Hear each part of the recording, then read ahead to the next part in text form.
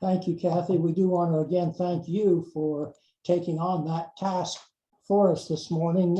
Kathy chairs our presbytery's Commission for Church Nurture and Outreach, and it's to that commission that our Global Mission Network is affiliated and has been for several years now. Jenny Teat, Reverend Jenny Teat, has been serving as our convener, and she opened us with prayer in the last session. We also have members with us, John Carlisle, who's been doing the registration and coordinating that, and our former team member, Jeff Schooley, who will be gathering your questions in the chat this morning to feed to Hunter and Bala at the appropriate time. But we would ask that you maybe take the opportunity to jot questions down and put them there as we're going along this morning. Also, Mary Jean Butler, who is newer to our Global Mission Network, but is a member of the Commission for Nurture and Outreach and our liaison, is going to open us with prayer this morning.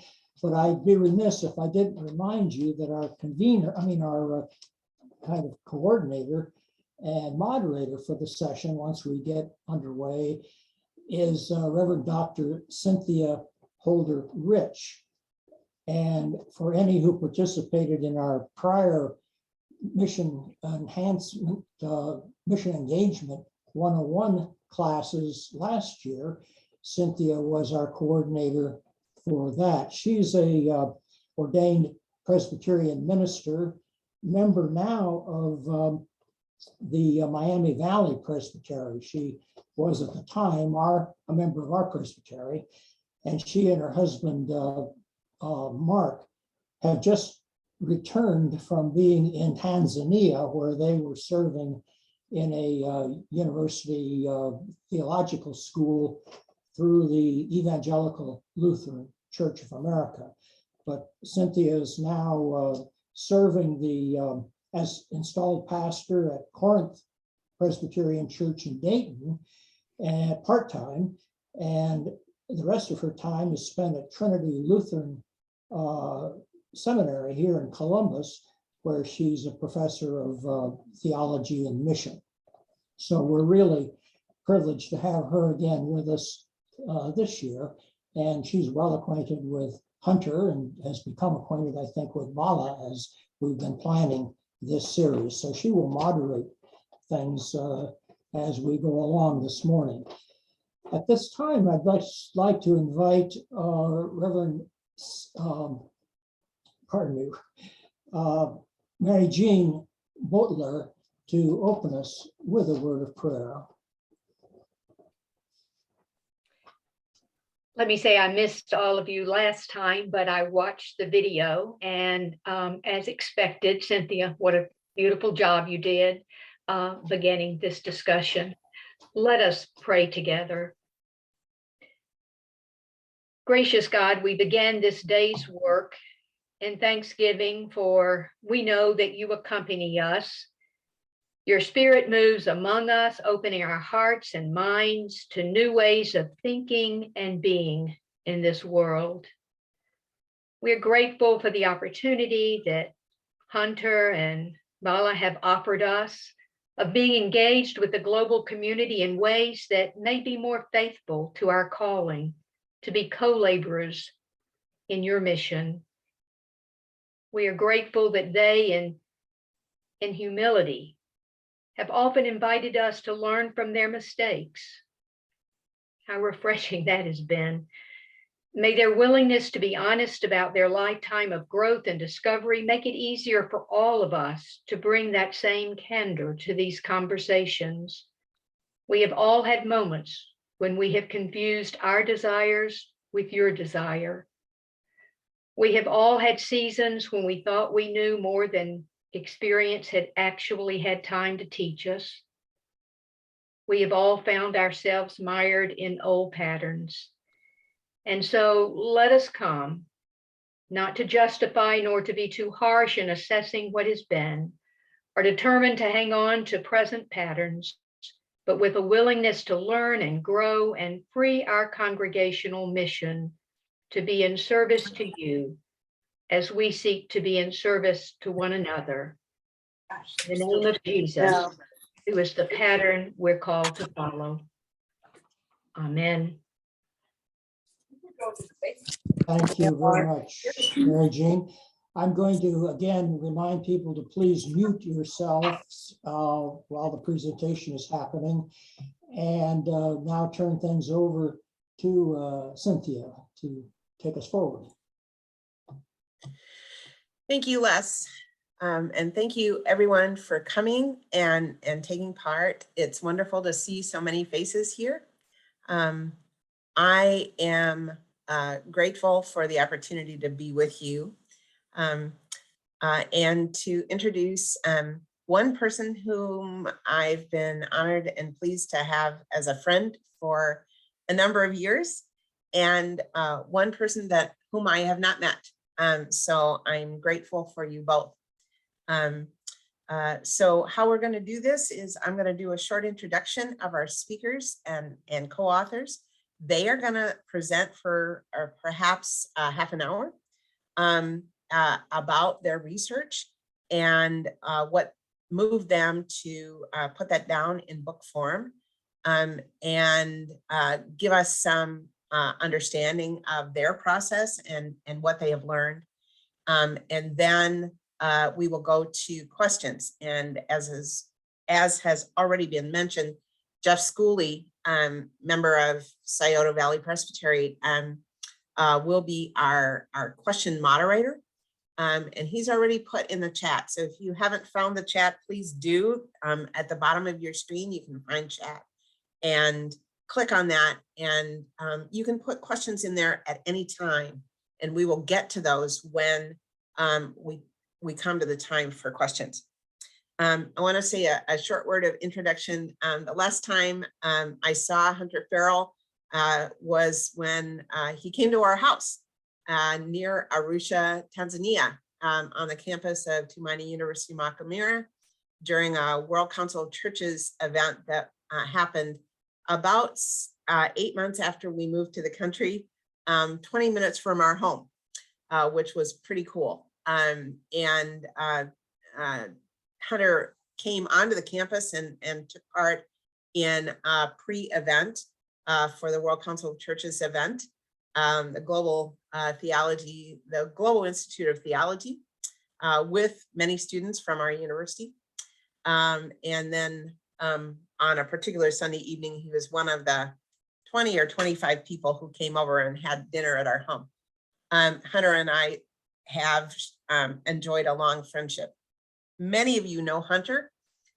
He was executive director for World Mission, PCUSA, for a number of years.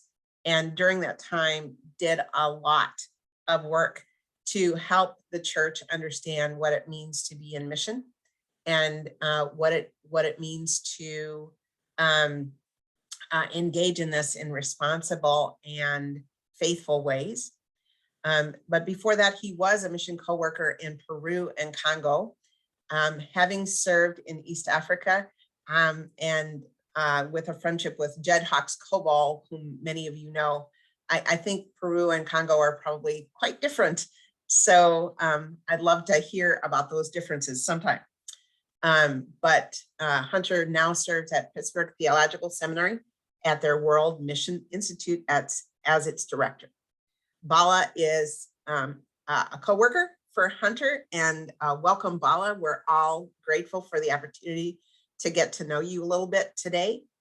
Bala is an ordained pastor of the PCUSA and said before we got started that his in-laws are members of Broad Street Presbyterian Church, so we know they must be just really good folk. Bala has served as a PCUSA pastor in different areas and as a missionary in India.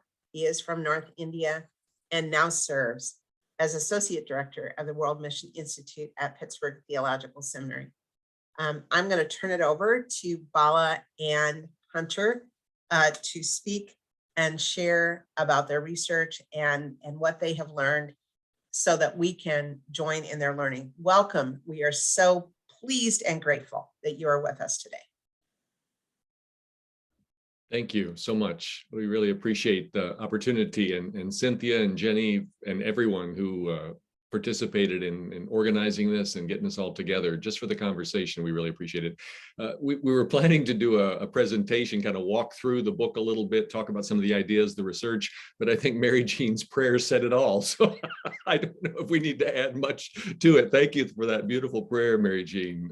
I think you've captured the heart of the book, which does, with all the deep respect and the love that both Bala and I feel for the missionary enterprise.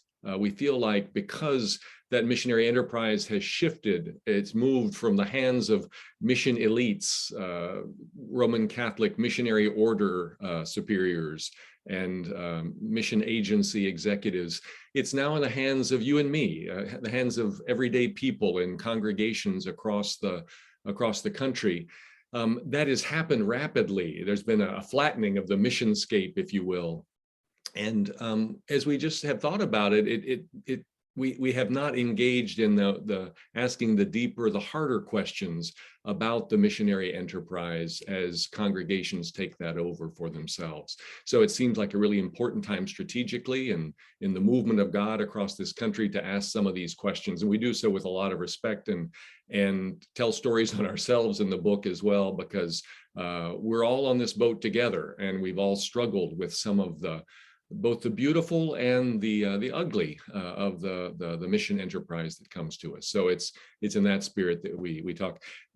Maybe we could share some images. We'll just toss some images. We think, and you'll see, particularly from what Bala shares with us today, that we feel like images are so powerful, and it's important for us to consider how these images come to us and what they communicate. So we'll be thinking together about some of the ideas in the book that start out with this shift, this flattening, if you will, of the missionscape, whereby we see the primary decision makers, who used to be some of those fabled greats of the Presbyterian Church and the United Methodist Church and Roman Catholic missionary orders across the country, evangelical churches. Those were the people who were making the decisions, but nowadays these are the people. It's you and me. It's John, Jane, Juan, and Estelle, Presbyterian in every congregation, and that's good and bad. What the beautiful thing about this movement is, this is the Holy Spirit moving to help mission become the animating force in every congregation. So every congregation in this country can potentially see itself as a mission agency, as a missionary body. I mean, we think that's really good. We think that's really close to God's intention for the Church of Jesus Christ. The challenge is many times we in our congregations have not learned the lessons that the Catholic missionary congregations and mission agencies had learned over the years. So we feel like there's some lessons there that we need to begin to look at. So that's what I wanted to say about that. Let's move forward, Bala, just as we think about the research that we did, which was we spoke with via survey or listening groups with about 1,200 mainline Protestant, Catholic, and evangelical congregational mission leaders. These are the folks who are making the decisions now. They may be deacons or elders in a church. They may be on the council, the governing body of the church. They may be a youth leader who wants to get young people into the mission of God. It may be a Presbyterian women's circle. But these are the people who are making decisions. They're allocating funds, they're sending volunteers, they're praying, they're engaging people in the mission of God. And so we wanted to hear how they understood God's mission and how they understood their collaboration in that mission. What they said they needed, as we talked with these folks, they're not looking for theological treatises. They're not looking for the greatest professor of mission in the world to come and talk to them. What they want is access to best practices. They want practical knowledge, a place to network with other mission leaders. They're seeking opportunities to learn from those practical experiences in what we call horizontal learning. They're not so interested in the vertical learning. They want to learn from each other. And they seek greater cultural proficiency. One of the marked outcomes of our research was that there's a desire, there's a sense that we're not doing this well because of an inability to communicate across lines of cultural difference. And so we just note that, and we wanted to sort of shape that frame for you as we jump into this. Okay, we can move forward. I wanted to describe what we would we became aware of as we talked to the mission leaders about the ways that congregations are engaging in mission. Again, this is across the board in the US. We didn't talk with Pentecostal churches, nor did we talk with Orthodox congregations. So this is evangelical, mainline Protestant, and Catholic. But there's a lot of money and time and effort going into mission trips. Between 3.5 billion and $5 billion a year goes into the sending of more than 1 million American Christians into short-term mission experiences, both domestically and globally. That's a massive amount of money.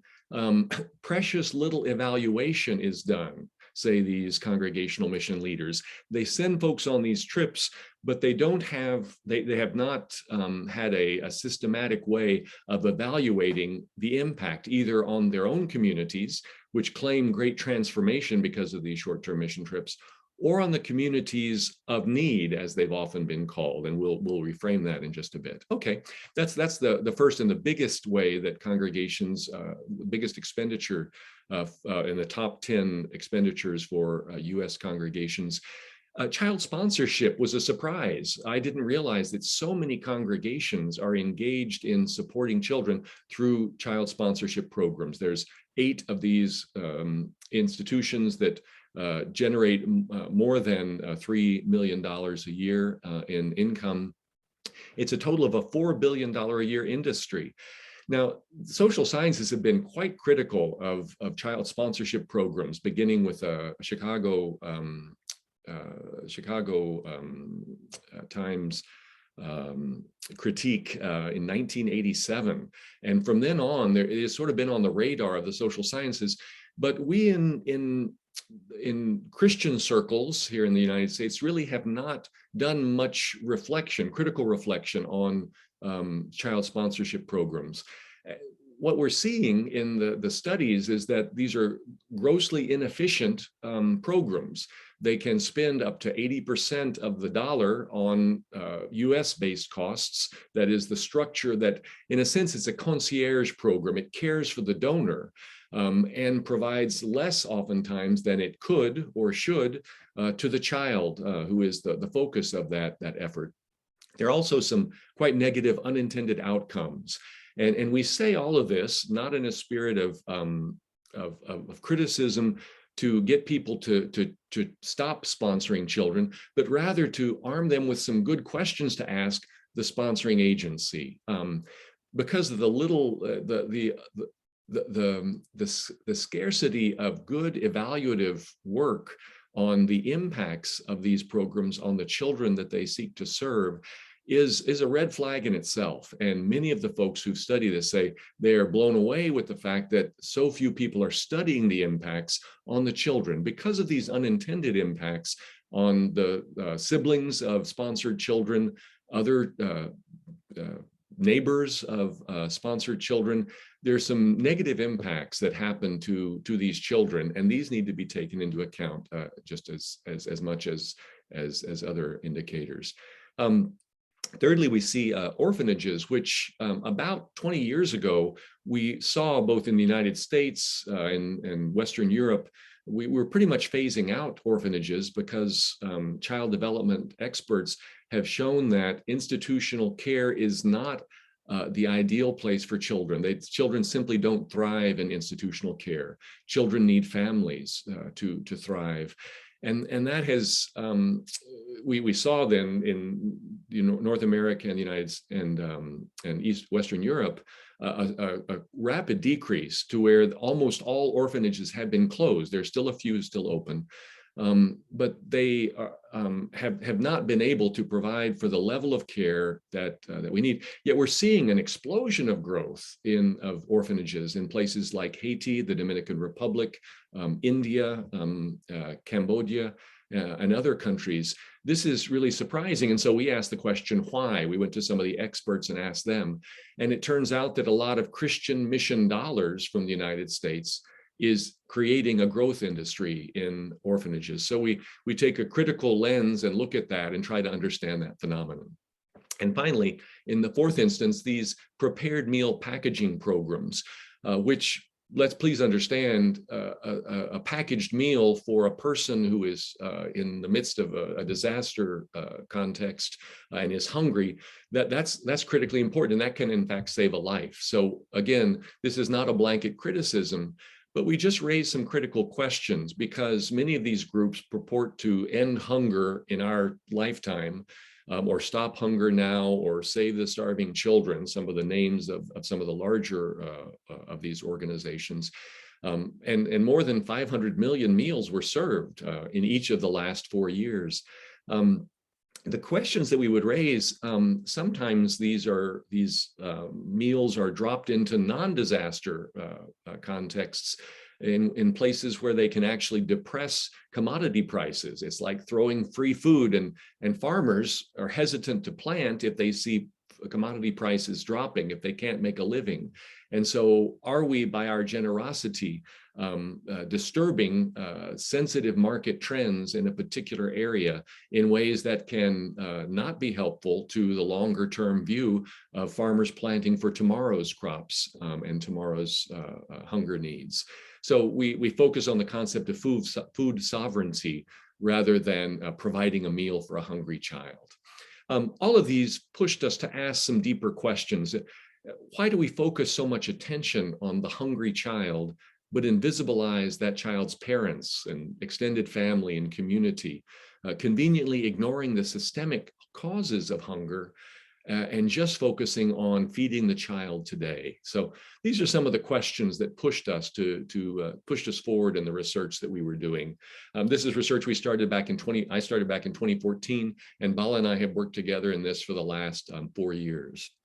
Okay, to this, we sort of, as we talked with these congregational mission leaders, we recognized that there was a sense that we were facing, they themselves perceived they're facing two challenges. And we call these the twin crises of mission, two aspects, two faces of the crisis that congregational mission leaders are facing. One of those is what we call selfie mission. The primary beneficiary of mission in many of our congregations over the last 40 years has shifted from people beyond the walls of the congregation to our congregations themselves. You'll hear in the discourse of the ways that our people talk about mission, our people are transformed. It encourages youth to affiliate with our congregation. It is popular, it engages greater contributions. Many congregations report doing a fundraising drive for the congregation. They want to build something or they want to do a capital campaign. And if they do a 10% mission tithe on top of that campaign, they find that they get a lot more contributions. And so in a sense, congregations are using mission to be able to fund local projects or local needs for themselves. So that seems to us to be quite problematic, to the extent that when we ask ourselves the question, would our grandparents even recognize many of the activities that we engage in and call mission today? Would they recognize them as the mission of God? And we ask that with a critical spirit. So that was the first crisis, first element of the crises in mission that we see. The second is this, and this is a longer term one. It's a historical one that goes back to the early 15th century. And that is, we have what we call an unexamined colonial past.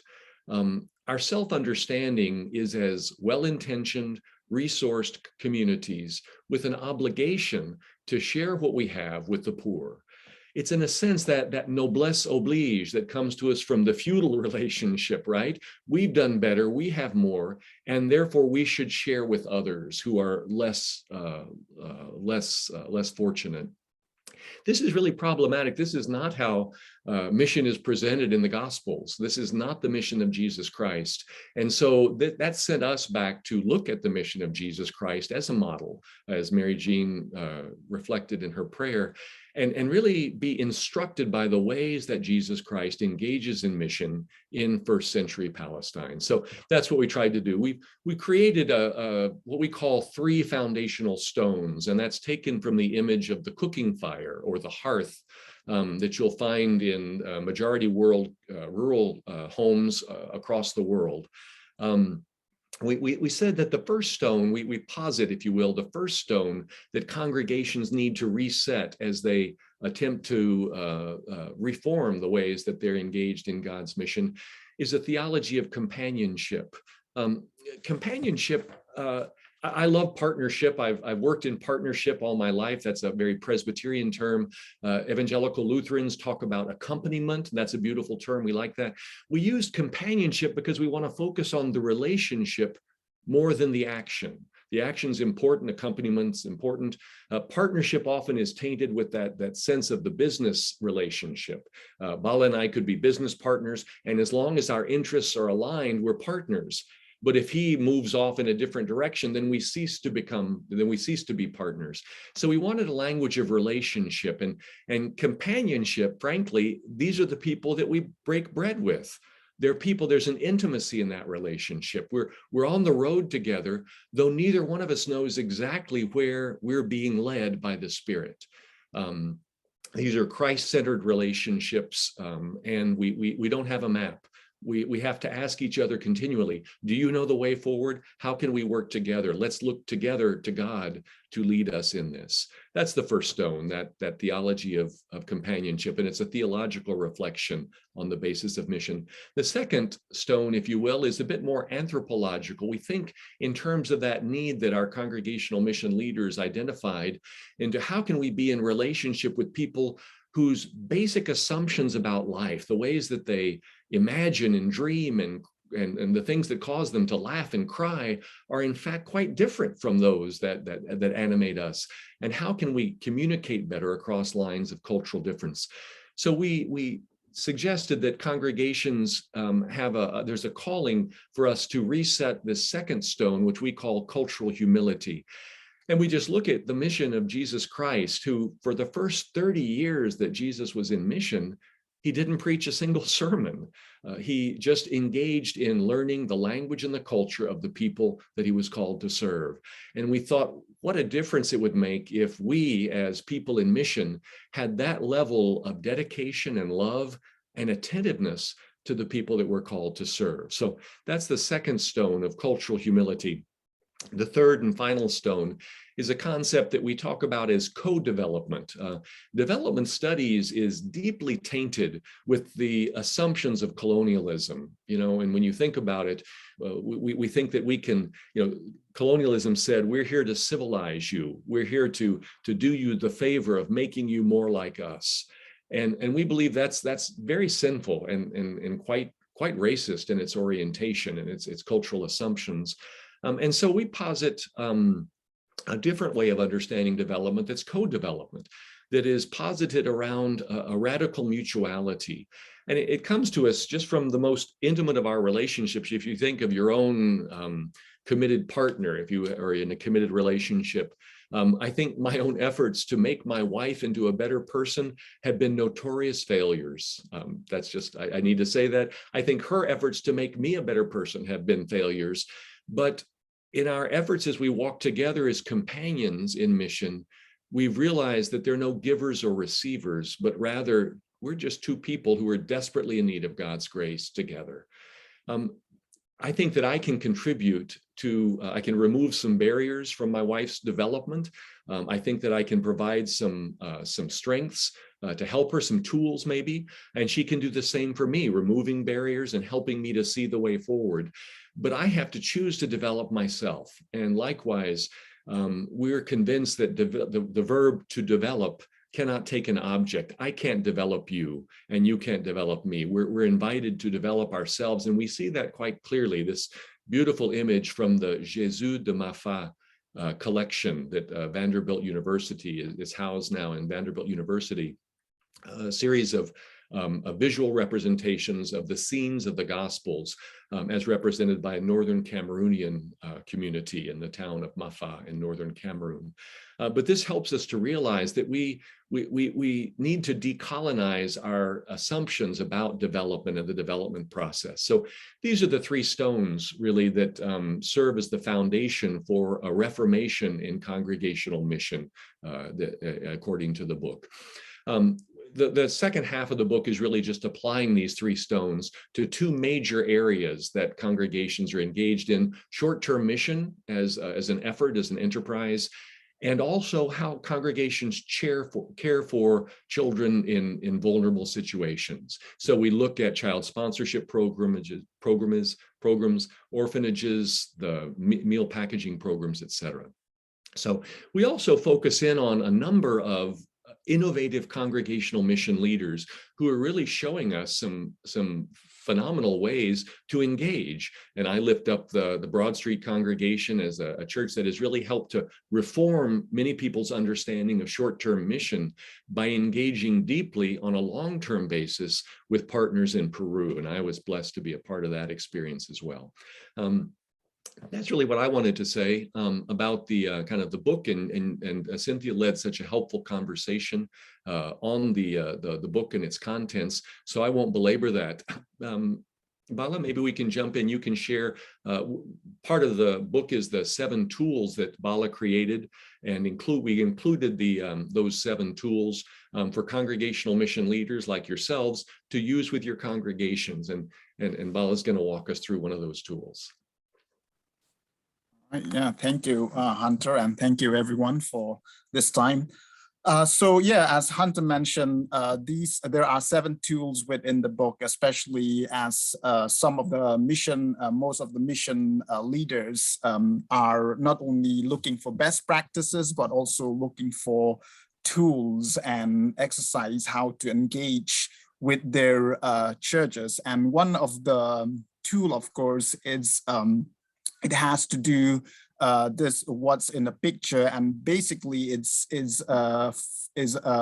photographic guidelines as we engage and as we share, especially as we live in digital age where we can snap a picture at any moment and share instantly without really thinking through the process of why we share the picture or take that picture. And so this tool basically it's help mission leaders and churches to really think through, because this tool mainly because like the way you understand and the way you see others can be perceived through the image that you share and that you take. So I'm going to just go through a little bit about this tool and do a little bit exercise. As some of you probably who have read the book, you have go through the details of this tool.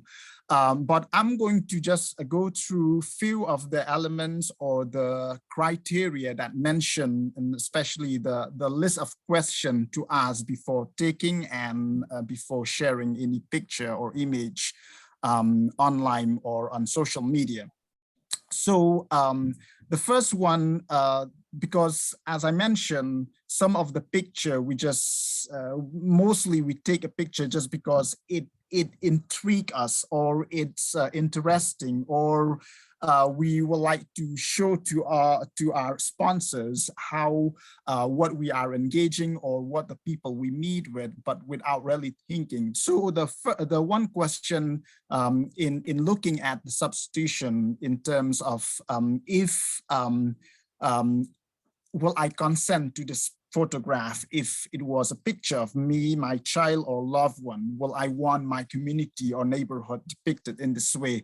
Because most of the time we take a picture and we thought it's really attractive, of course, and really very it convey a message, of course, like that the people that we see in the picture or image, they look needy, and it's really really most organizations have used those image to attract donors, and donors really feel compelled to help because of the image. But when we think through, if we reverse, that we apply that one of the teaching of Jesus, do unto others as you will like others to do. So it's kind of like, will I consent myself or my child or my community to be photographed this way or to be portrayed this way? So that is the one thing. The second one that I want to share is when we take a picture. I mean, of course, for some of you who have taken photography class, probably know in terms of composition or the position, the angle of the picture can depict or convey a message. So asking the question, does the composition or angle of this photo disempower or marginalize the subject? Because oftentimes some of the image, if it's from a top down, if you angle from the camera on top and look at the image or the subject down, it can be portrayed by people who look at the image as people who are in need or who doesn't have the power or dignity. While so changing the image or the angle of the image can change that perception of whether we disempower them or we empower the subject. The third one that I'm going to just share is the power. Who is the doer in the image? This is, of course, when we go on a trip or take a picture during our volunteering a time in a soup kitchen or any place. Of course, we want an image of us doing the work, right? Because we want to share that with the church or with our sponsors, because that is how we can engage with other people. But at the same time, this way can change the meaning, because basically, as you can see for this image here, you can see that the person who is doer here, who is the subject of this image or focus of this image, is the person, is the helper who helped a person in need. So that kind of change, how this kind of photograph can change whether it show the important, who's the person who's important in this image, whether the person, the doctor, the helper, or the patient. So as you can see in this image, so asking the question, who is the doer in the image? On how does the subject disempower or empower a vulnerable group is the important thing. So I just want to list, of course, there are 6 criteria or 6 questions listed on the book or on the tools, but I just want to walk through with you these 3 important elements. So what I'm going to do now basically is walk through some of the image, and I would invite you to share any thoughts, anything that you see in the image. What do you see in the image? As I scroll through, I'll show some image here. So please unmute and share your thought, whatever you see in the image. All right, the first image here. What do you see in this image when you look? Vulnerable child. Mm-hmm. Neglected child.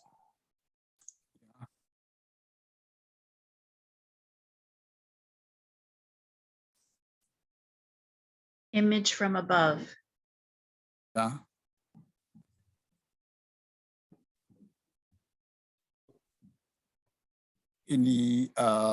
Anything else?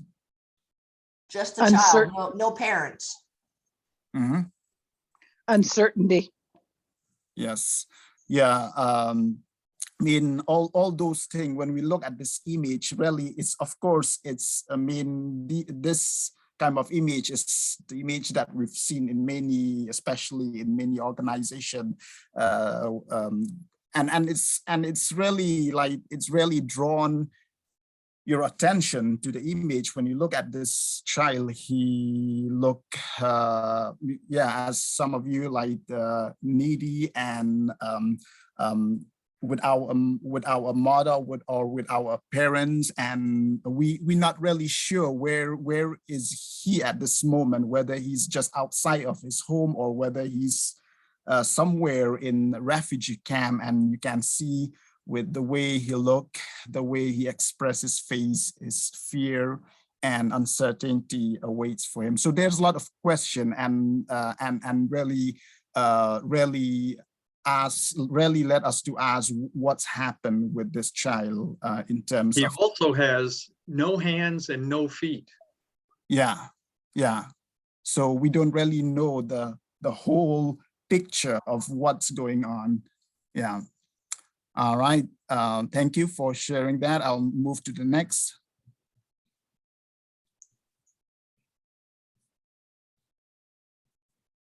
What do you see in this image?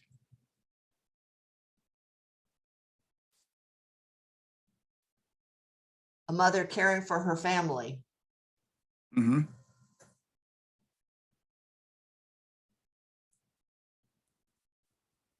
It's more positive. She is not seeking help. She is working in a very practical way.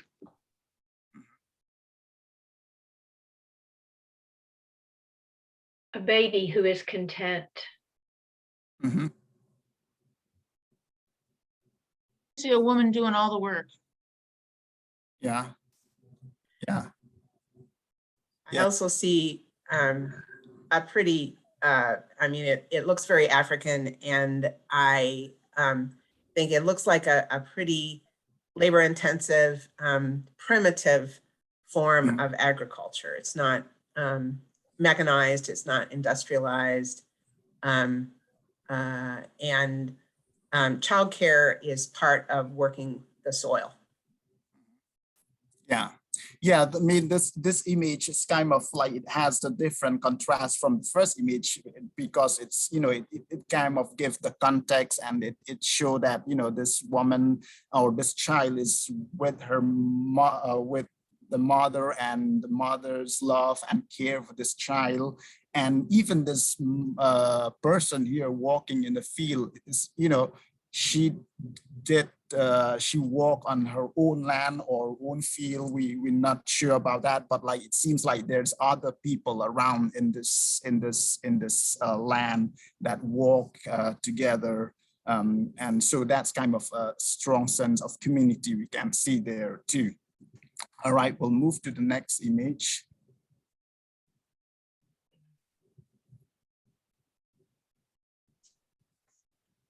What do you see in here? Exploitation. Mhm. The little The girl she's children- holding looks unhappy. The children aren't engaged in the activity. Yeah. Doesn't look like she asked permission to touch them. Yeah, I mean, definitely this is like, it's kind of a strong image to, I mean, all your comments, definitely. I mean, you can see the children are, you know, they look up to the side, I know, to the parents or to whoever, but like, they feel uncomfortable the way was touched and the way was hug and kiss them. And of course, this image, of course, show the, you know, the white savior complex as we can see here. So yeah, definitely, it's kind of show the power and exploitation that most people been engaged or even like use such a picture image to show their good work or good act in other parts of the world. The last one image here.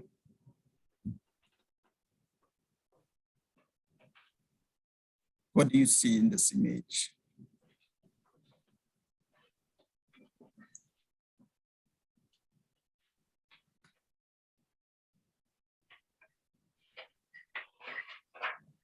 He has come down to the children's level. Mhm. Mutual enjoyment.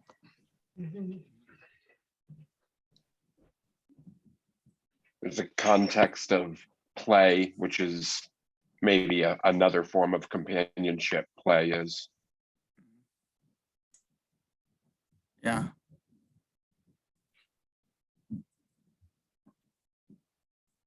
All right. Yeah, I mean this. Yeah, this image, of course, also it's kind of like it has a contrast from the previous image in the sense that you know, even the way this adult engage with the children is kind of a careful, you know, not necessarily hugging or touching in a very exploiting way, and the children also feel comfortable to engage and play.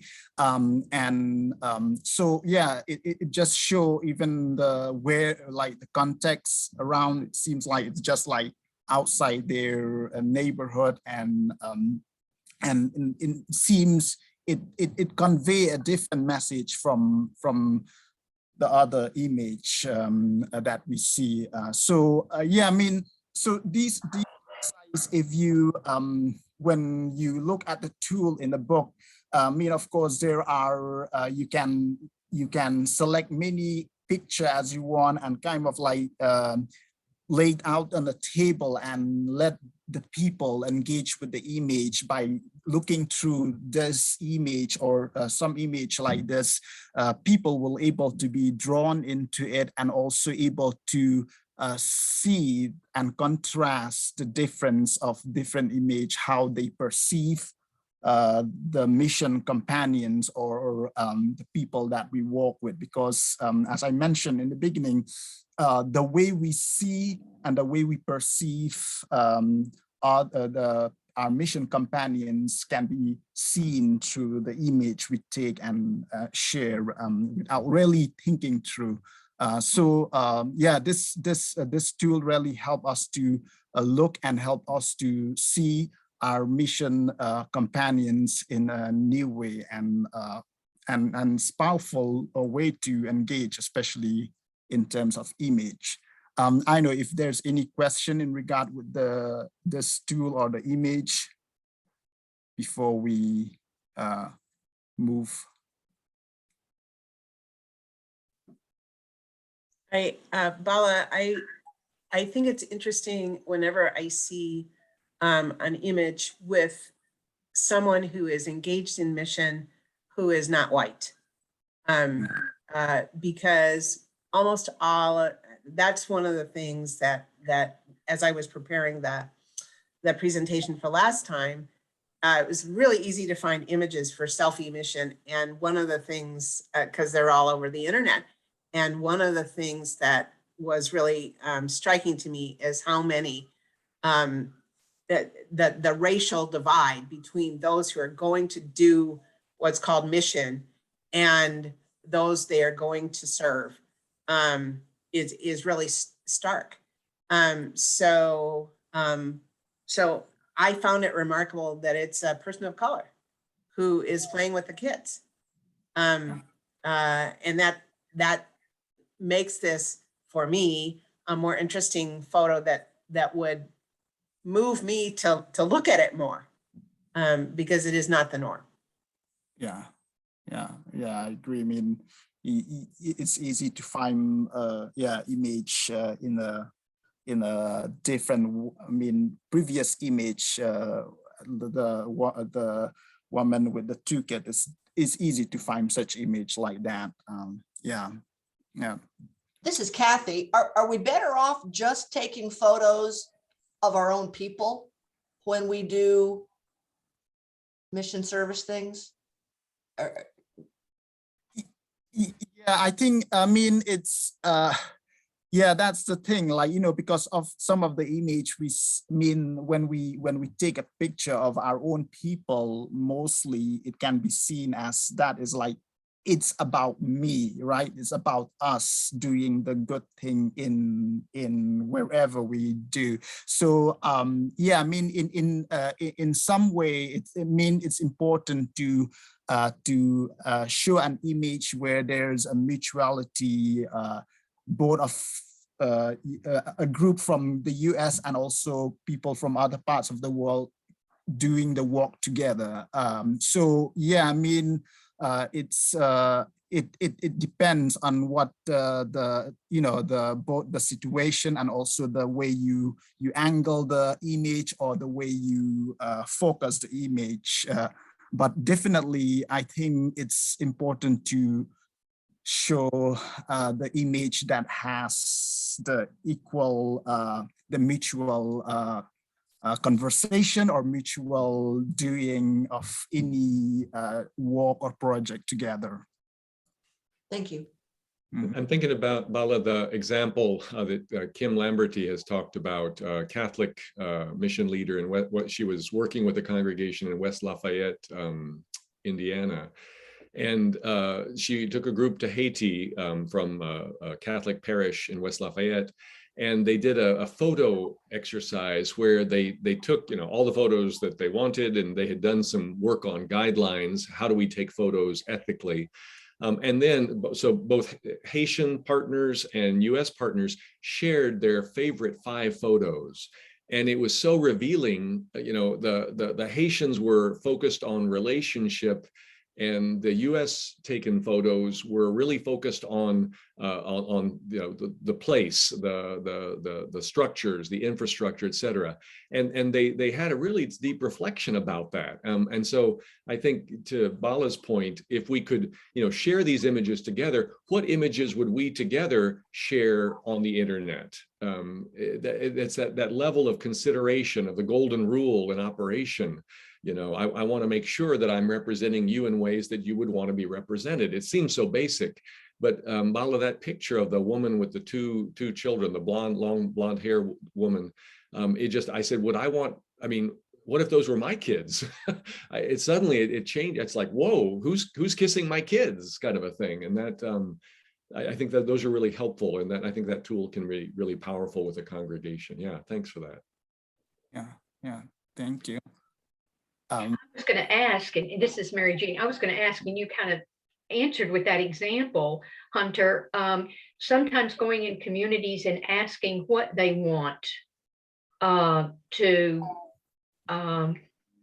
mean, if we're going to go back with photos and visual, what story do they want us to tell? Because there are situations where people do want for others to know about the destruction. And so how we share that, and I mean, I was just recently in Palestine and in the refugees camps, and I was very conscious of taking photos, and was told, no, they want this story to be told. Beautiful. Yeah. And it becomes a form of witness, right? I mean, I think that's a key role that we can play to lift up to, whether it's the global church or to our society, you know, this is what's going on, and we need to be witnesses to what we've seen and heard. So I think that's really valid, but your concern for making sure that dovetails with what that community would want to say of its situation, I think is critical. That's mission companionship, I think. Yeah. I'm seeing some great questions. Cynthia, what's our best way forward? Shall we jump in, or what would you suggest? I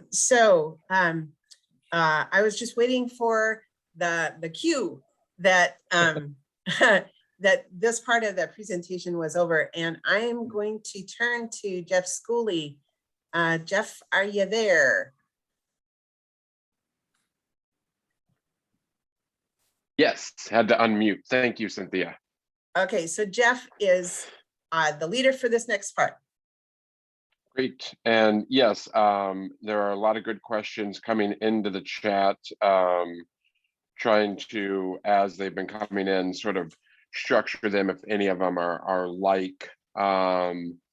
But really before that, Mary Jean, as a member of the Global Mission Network, had a question that she thought was probably too long to throw in chat, and so I actually want to turn it over to Mary Jean, give her the first question.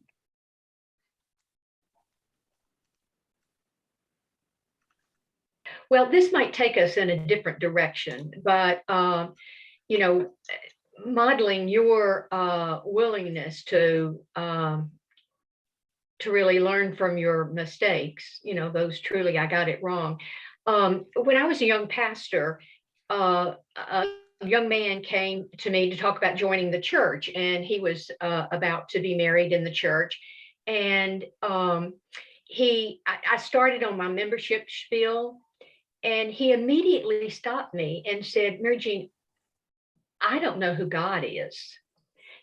And I kind of froze for a minute because seminary had taught me how to preach to the initiated, but not how to witness to the uninitiated.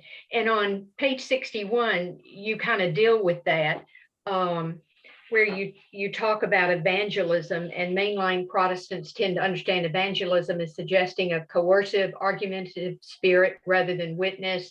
And you go on with that paragraph. And so my question is, what do seminaries need to do to develop a more holistic view of evangelism and prepare graduates to be evangelist in word and deed? I mean, I think our cop-out is we say, well, we evangelize in what we do. I think we say that because that's what's most comfortable for us. So if you want to speak to that now, or yeah, I think there's so much. I think because we've been formed by a secular culture, we doubt the power of God to intervene in our lives today. And so as I was itinerating, I shared some of the stories about itinerating with two Congolese colleagues, Pastor Mulumba, who was the president of our seminary, and Kihani Masasu, who was a student at the seminary in Congo where I was teaching. And we were itinerating through the Synod of the Sun, 66 churches in 68 days. I think it was crazy itineration schedule. And at several points along the way, the person who was serving us coffee would, talk about having a tough day, and Pastor Malum would say, "How can I pray for you?" And just stepping right through that barrier that we in our society have created between the secular and the sacred. And I think the global church and many communities in our country who have been nurtured by the global church, have so much to share about the proclamation of the gospel in sensitive and appropriate ways. But I think we, particularly kind of from the progressive side of the mainline Protestant movement and progressive Catholics as well, has sort of turned our back on that. So I think that is a part of this reformation that needs to happen, because we're seeing in lots of congregations, they do the work of mission, but they oftentimes feel uncomfortable sharing the story of what God is doing in their lives, kind of sharing that testimony or that witness. So I think the global church would challenge us on that. And I tried to share some of those stories. Yeah. Yeah, I mean, the thing also, of course, added to the politicizing of the word evangelism and all those things can it's been problematic here in the US. But also I feel like, even in churches itself, we, for example, in the Presbyterian church or in a church here, we don't emphasize or for example, sharing of testimony within among the church member itself. So, let alone thinking of outside your own church, when you within your own church itself, it seems like the sharing of personal testimony or testimony itself seems to be shy away. And partly is that because we think you can only share personal testimony only when you have this holy moment experience, when every one of us have a story to share to the world or to outside world. Yeah.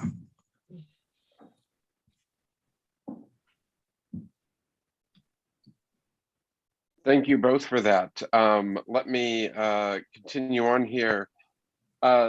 Stephen Hills asked a question I thought that was kind of interesting. Can you give examples of what vulnerability looks like in a specific mission project?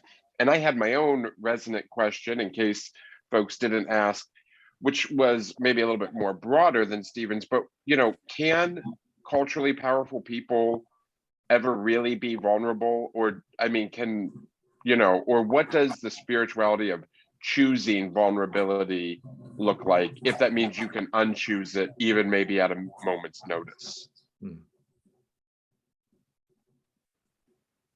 Yeah, Paula, you may have some thoughts on this. What I'm thinking, vulnerability, it is a choice. We choose to be vulnerable. We can open ourselves up. And so no matter how powerful one is or not powerful, we can make a choice for vulnerability. It pushes us into a less powerful situation because the other could take advantage of that knowledge or information about us. I think we try to present Jesus' model of going as a learner. Jesus learning from the Syrophoenician woman, Jesus learning from the community that forms him for the first 30 years of his life. That learner's posture, I think, can be really, it is as powerful as it is counterintuitive, because it opens up to us up to a place where we say, I don't really know the way forward. Can you help me? Can you guide me forward? And that wherever you are on the power scale, and I think, Jeff, you're just naming that, I think is really important. That's the first step in this, to say, okay, there is a difference of power in the room. Let's be aware of that. But to choose vulnerability is to say, I don't have all the answers. I don't know the way forward. And to sit in silence. I mean, in those times, there's a cultural thing going on where I'm uncomfortable with silence. I feel, because of this kind of this colonial mission trope that's playing, the reels that are playing in my mind, I think I need to fill the silence. I need to provide some answers because I sense a moral obligation to help these people. What if we approach that space in a more mutual way where, this is a problem. Now let's sit with that for a moment in silence. And it may be that the initiative comes from someone else in the room and not me. So many times we're the stars of the movie in our own heads, and we think that we need to be providing the answers. Otherwise, how do we justify this expense people have given so that we can go on this mission trip? So we have to go back with a report of, oh, I had a great idea and everybody affirmed it and we did the project. I think we set ourselves up for difficulty. That's my thought on it. Yeah, I mean, I think, being in a situation, I mean, when I think about vulnerability, myself being an immigrant to the country, and especially when I'm in a place where I'm not familiar, or it's easy to be, the vulnerability. But I think, I mean, when you are in a place, especially when you are from a dominant culture where you think you know everything, and also you have all the answer to any question. So I agree with Hunter. It's the importance of even though it's countercultural, even though but you not necessarily just assume that you know everything, because oftentimes people will assume that they know everything without really asking, being humble in terms of especially to engage with people who you are not familiar with. I think it's important to be in that mindset of I know what I know, but I don't know what I don't know. So it's, yeah, I think it's important to be on the mindset that we are, even though we think we know all the answer, but not all our perception, all our views are above others. So kind of like knowing that we can learn, knowing that we haven't been achieved. For example, when we look about cultural proficiency, we don't think that we have achieved, right? But more or less have this attitude of that we can still learn, we can still grow in our spiritual life or in our cultural engagement. So it's important to, yeah, just have that attitude. That's my understand or my take on terms of vulnerability, especially when you are from a dominant culture or context. I'm thinking even, Jeff, I'm sorry, I'm thinking even just the way that we ask a question. Oftentimes we'll ask, from our cultural tradition, a binary question. Do you want this or that? And so we're in the power seat, even as we formulate the question. Asking an open-ended question, there's so much more risk attached to that, much more vulnerability on the question asker's part, because they could go in any direction in the world. We have no idea, we can't control where they're going to go with it. But what a gift, because the Spirit moves and the people say, well, what's really on our heart is this. And it may be, it's not even in the binary, this or that was in my mind. They go in a very different direction. So I think even the ways that we ask a question can be a profound contribution to a space of mutuality and vulnerability. Well, and let me say, thank you for taking it back to even asking questions, because now I feel vulnerable in the job that I have here during the rest of our time together. Is it fair to say, just briefly, is it fair to say that most people tend to think of vulnerability as an emotion? It is certainly that, but also we can think about it as a spiritual discipline or even a skill set we can cultivate over time. And does that open up vulnerability's possibilities for us?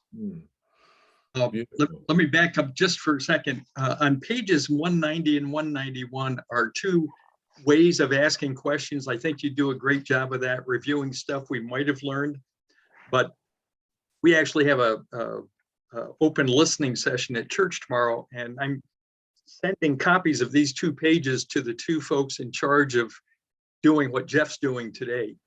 And I think it illustrates exactly what you're saying about being vulnerable by the way in which you're asking questions and not being binary. Anyway, so that just leads you into, go ahead and ask that again, Jeff. Thanks. Oh, yeah, just the regarding vulnerability, acknowledging it as emotion, but also broadening it to regard it as a skill set, and maybe an especially important one for cross-cultural mission. I wonder even, Bala, we would describe it as a spiritual discipline. It's choosing. Yeah. Philippians 2:5, the Christ hymn, right? It's have this mind that was in Christ Jesus, who, and then it describes kind of celestial humility as he comes down to be among us. I think there is a sense, and we're not Christ, and this is we're in a very different boat. But at the same time, it's a daily practice of choosing that. I think we can do that with our colleagues at work, with our kids, with our neighborhood, as well as in mission. So I think it's an important spiritual practice that our culture kind of turns its back on. So I think it's a unvoiced need in our church pretty frequently. Yeah, because I mean, like it's easy to think that you are up here and like you have all the answer, but like, yeah, I mean, it takes discipline to have that practice of being vulnerable in our engagement with others. Good. And I think that's an opportunity to help churches and church leaders reflect that if that is a spiritual discipline, like if you're going to call yourself a mission church, maybe that is the spiritual discipline that's getting worked out in your worshiping and liturgical life, in your Christian education programs, rather than calling yourself a mission church because 12% of your overall budget goes to mission. Really looking at the skills and the disciplines that attend to mission and making those integral to your communal identity all of the time, not just when doing a thing called mission. Beautiful. Yeah. Michael Ludwig asks a great question. It's a little bit long, so hang with me. You can also read it here in the chat if reading's easier than listening. He says, I resonate with your call to strive for our mission partners and their communities having the first word in planning/needs assessment as well as decisions. Also, the realization that walking in companionship with mission partners doesn't mean we automatically go along with all their desires. Keeping those ideas next to each other, what's your advice for how we practically give the first word to partners when in many cases the differences in education and history that's gone before us have conditioned partners to ask for big/impractical things? This seems to necessitate that mutual education and setting the table with the types of options for us might need to go first. Thoughts on how to put that together better? Sure. Well, Michael, you bring such wisdom to the table, and I think you're starting to answer the question there at the end. I do think part of this is our focus on the relationship rather than the outcomes, rather than the projects, the products that flow out of that relationship is key here. One of the biggest challenges, oftentimes, U.S. congregations will get, the need to kind of empower the partner and to decolonize their development understandings. But you'll get a lot of pushback from the partner who says, no, colonize me. Give me some good stuff. I want that. This is how, your predecessors have always done it. Why are you changing this? This worked for us, and that's where the rubber meets the road. And so I do think the feedback, the relationship is constant interaction. It's interactive, and it's when they see that you're treating them with respect, they can step into that space, and they can also choose to wait. I don't want that space. I want to go in this direction. Students in some of my classes will often say, okay, I understand you want us to be, have our hands on the steering wheel of our own learning, but we'd rather you tell us what's going to be on the test. How do we get an A in this thing? But therefore, in co-development, we really need to see this as we're not just looking at their needs, assessing their needs, what needs do they have and what strengths do we have, but and we talk about assets-based community development, and we use a Columbus example, actually, the Church for All Nations in Columbus, the United Methodist Church for All Nations, going to the process of, let's be honest, what do we all need in this? And what do we all have to offer? And so that space of co-development becomes a round table. It's not a checkout window where we're giving projects through the window, but rather we come together to a round table, and all folks, whatever their gender or gender identity, their economic class, their race, their ethnicity, language background, whatever they bring to the table, they're all there, they're present, and they bring both strengths and brokenness and need.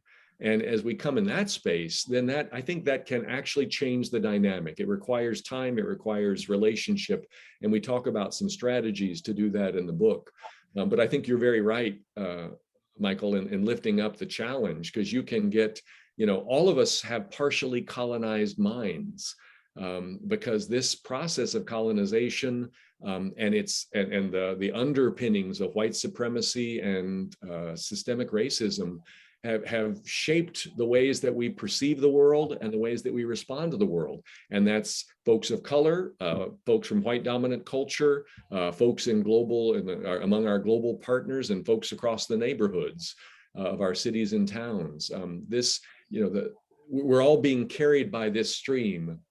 It's a riptide.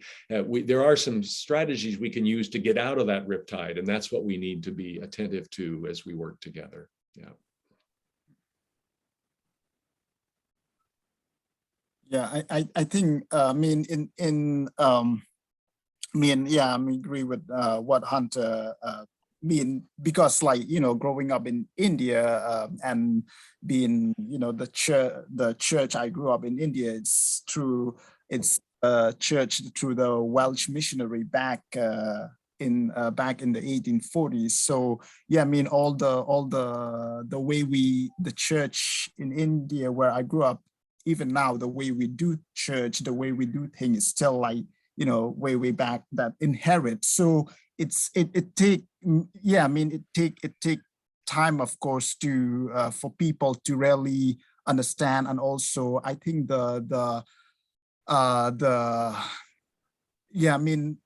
as a church from the Western world, we kind of need to allow the mission partners to take the initiative, whether in how they whether with project, but also mostly important the way we understand the theology of mission and the way we engage in mission. That is, I think that is important, and of course it will take time and patience from our side on the Western parts of the world to really get that initiative taken by the people from other parts of the world. I'd be interested in Michael. Thanks for that, Bala. I'd be interested in Michael's reflection also, because Michael, you did this for years in Niger. I'm thinking like of that story that I told about the water project that I wanted and the soccer field that the community wanted. Have you had those experiences? I mean, in that interplay of, I think they need this and they say they need something very different, from empirically, you would say, well, of course, they're closer to the need, they would know it. And, they have partial vision, as we all do, right? And there could be, you get factions in a particular local community, and maybe one faction wants this. No one wants a water source because it's the women's work. And so the women are, dying for a water source because that would reduce, to take 3 hours of work out of their day each day. But the men who are speaking, don't advocate for that. So you can get into some deeply flawed processes and conversation. What has been your experience, Michael, in holding those two together, wanting to kind of bless self-development in the community, but also you're bringing something into the community? How have you worked through that tension?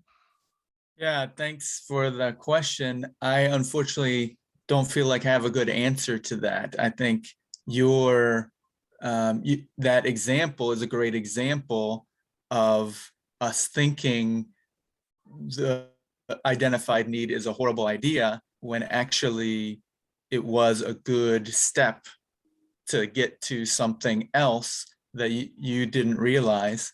But I feel like a lot of my experiences have been that it is the first couple things that people ask for or identify as big needs aren't, it's more out of a education of, well, we're talking to someone who's from Europe or America, and so we're going to ask for things that we know that they like to give to people.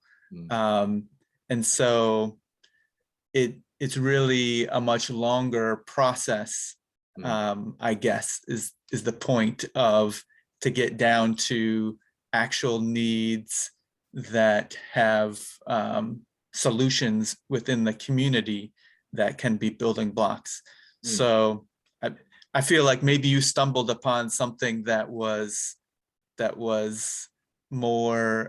easier direct connected line than a lot of situations where your first couple efforts, maybe they're good ideas, maybe they're not, but it takes a long time to sort through. Like you said, when do we get to hear the women's voices in the community?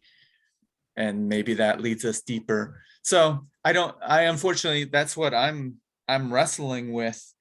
Because the other thing I think about is we talk about wanting to have the partners have the first word, but then like the work that I did with community health evangelism, actually, we want to tell them, here's a great method that you should use, which empowers you. But in many ways, that's still us coming and having the first word to say, you need to learn this, and then then your gifts will be recognized. So but like you said, it's the relationship balance between going back and forth.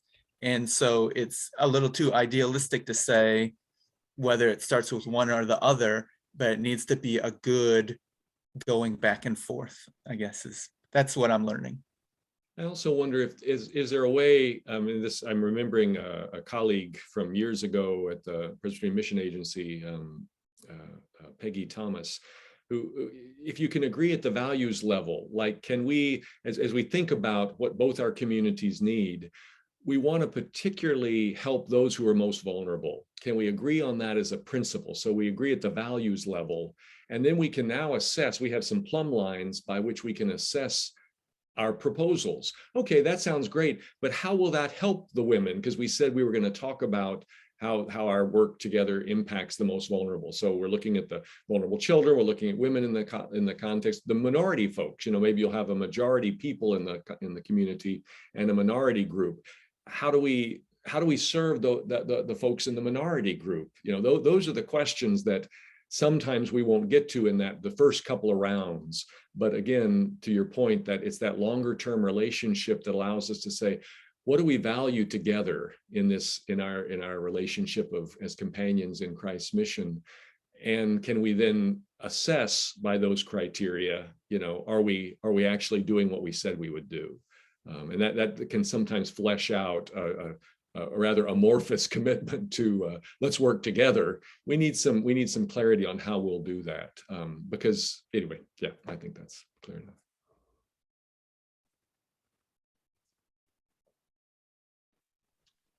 Good. We are running low on time, so I'm going to try to smush a few questions together because I see Les, Patty, and even to a degree, Cynthia sort of wrestling probably with you all with the transition from the sort of national internet, mission agency bodies to, every local church is its own mission body without wanting to lose all the resources, like in terms of especially knowledge and best practices from the one. I just see a lot of questions that are kind of trying to wrestle with that. And so I guess I would just say, what is our relationship as local churches to our Presbyterian Mission Agency and our global mission partners and the mission coworkers we send? What is the ideal that we could maybe be striving for in the next 5-10 years? I don't know, I'm feeling uniquely disqualified from answering the question. I feel like a bit like the former pastor, looking back at what the new pastor needs to do. So yeah, I think the national offices are best when they set the table and invite the mission practitioners together. And again, almost using that same kind of strategy that I mentioned with Michael, what are the values that we aspire to together in relationship with our global partners? And how are we doing? Because oftentimes, where is our money going? Where are our efforts going? Where is our time going? We see that it doesn't quite square up. And so maybe that provides a way that we can critically assess our engagement. But I think the national offices at its best creates a space where experience from the past and an ability to, you all perhaps couldn't be in touch with, someone from another, from the Methodist Church who has some wisdom on this, or a global partner who could speak to this point. And they can create those spaces because they do have a kind of a treetop view. They've seen a lot of these experiences at the local level. So I think the national offices can do that helpfully. I don't know that this is hard. None of us have maps for what we need to be doing, right? This is an awkward transition, and it's a major shift from one way of doing mission through the late 1950s, early 60s, and now we're moving into another one, and it's led by congregations. And so, yeah, I think we need to show some grace to each other and seek those spaces together, and have more of these conversations together. That's kind of my thinking on it. You know, Hunter, you mentioned raising money in conjunction with some other fundraiser that a congregation is doing. When I was in St. Louis, we did raise $100,000 and built a relationship, but the two were separate. We sent the 100,000 to the national office, and then we built a relationship. And so, you know, I don't know how effective that is, but then in a presbytery that I was in prior to that, we built a relationship that money was not a component of the relationship. And we went to Brazil, and the Brazilians came to us. And I think that has created long-term relationships. That's beautiful, Mary Jean. And the challenge, let me just hold together the complexity of all of this, and that you know and you've lived out. You know, I think if we can aspire to, you know, both sides collaborating to the extent that they can in covering the costs of exchange, people going, you know, both ways, whether it's in hospitality, in-kind services, you know, et cetera. And let me hold it in the tension. We're so quick to monetize mission, right? And so your efforts and the presbytery's efforts to keep some separation. Can we work on this relationship and establish a depth of relationship, a space of vulnerability together, and then imagine, you know, by God's grace, what might we do together in both places as we work on our shared needs? I think that can be a really powerful space. But usually I think that awkwardness of the silence of the moment, I sort of over-engage and say, okay, let's set up a project. Let's put a wish list together. How much will this cost? I'll go back and raise it, you know, and we can so shift. And it's my own insecurities. It's even as a teacher, the more insecure I am about my subject matter, the more I talk, right? I fill that hour and a half space with everything I can say, rather than say, okay, let's draw some wisdom. What can we draw about this subject matter? What can we share about that? Yeah. Yeah, just to add to that, like, I mean, just by my own experience, it seems like there's like need to develop a lot of trust in, you know, congregation and the denomination, like from Louisville. So I know it seems like there's lack of trust with one another, that we, rather than send or engage through the PCUSA, some of the congregation want to do their own thing because, yeah. So that's my just trust factor. Yeah. My take on that. Yeah, and I mean, some of that trust, as you point out, distrust can be rooted back in Constantinian and colonial mission occurred under sort of top-down mission agency bodies. But I think then the Congregational has to realize like just how quickly that form of structuring global mission fell into the Instagram colonialism, right? I mean, it took us 5 minutes of being in charge before we were replicating the mission body's problems with our own sort of like individual way. Yeah, I fear that we've reached our time. I'm happy to keep sitting here and talking about this all afternoon, but I'm going to guess that, you know, Cynthia or Les is going to shut it down. So I'm going to turn it over to them just to see what's next for us. Thanks. I believe we're actually moving toward John Carlisle, our registrar and also member of the Global Mission Network, who's going to close us in prayer. And before we do that, I just wanted to say thank you to Hunter and Bala for this time. It's really increased my thinking about what you said in the book. There's just nothing like face-to-face conversation. So I look forward to the next time we have a chance to talk, but this has been really valuable and rich. John, are you there? Cynthia, Yeah. first of all, I want to echo your thanks to Hunter and Bala for their time with us this morning, but also let you know that John texted me to say that he's had computer issues and I think is not with us. So with your permission, I'll do the closing prayer. But again, I am grateful for the time we've had to spend together, and just want to remind folks that part of the purpose of our global mission network in the presbytery is to try and create a space where mission leaders could come together, could share ideas, could look for resources and resourcing. And so we invite you to do that as you feel the need and wish to do so. We continue to meet throughout the year, and our base of operation is the Commission for Nurture and Outreach. So you can always get us through Mary Jean Botler, who is our liaison to that body as well. So Les, John is back on. okay, thankfully. All right. Well, I'm going to then ask if John will pick up and as he had planned to do, give us the closing prayer. Okay, thank you for your patience. I got hacked by one of those things that screams out malware, don't turn off computer. So the devil is present, but Bala and Hunter are exorcists. So thank you. Let us close in prayer. Teaching Lord, take us outside our comfort zones to cross boundaries of cultures and contexts. Slow down our mission work and increase our horizontal learning.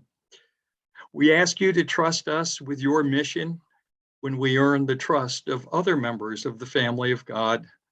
Make it so in your churches. Teach us better mission practices, as we have heard and seen and talked about this morning. We thank you for Hunter and Bala's families of origin and for the communities of faith which nurtured and challenged them. As you, Jesus, were sent to us, so send us again and again to ask others permission to be their companions. Thank you for inviting us today to share with one another the bread of freeing mission. All this we pray in Jesus' name. Amen. Amen. Thank you all. Thanks so much for this Yeah. time. We put in the chat feature the website freeingmission.com that has resources for mission leaders and kind of a thing that a lot of congregations are now doing, this mission leaders circles, just to gather folks together and sort of work through the book chapter by chapter. So we just commend that to you all. Thanks for the time and for your great questions and your attentiveness in this. Thank you. Thank you. Thank you for having us. Will our committee stay on for a couple of minutes?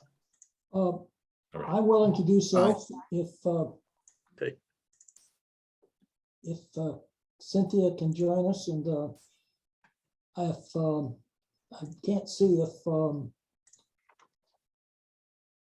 Ginny is still with us or not. Ginny left us a while ago. Okay. Well, those of us that are here, Cynthia, you and I, sure can have a chat. And Kathy, assume you've stopped the recording then for us?